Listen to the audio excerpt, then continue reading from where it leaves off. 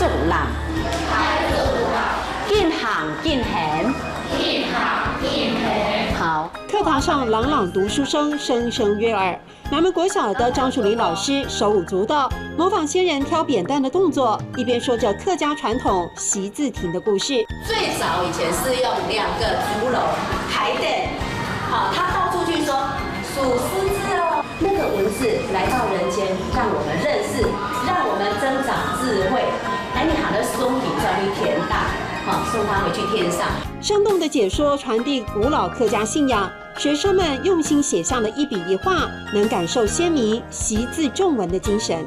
多了解一种文化、一种语言，就是多打开一扇窗哈。借由语言文化去跟别人沟通，对他们的一生的将来，我觉得是非常有正面的意义。跨越语言疆界，张淑玲不仅打开学生的视野，也让小小心灵变得更开阔。你是客家人，你不是？那你觉得客家话好玩吗？亲切问好，礼数周到，客家话在活泼对谈间从下一代开枝散叶。老师好，就是欣赏好，欣赏好，欣赏好，欣赏后，欣赏后。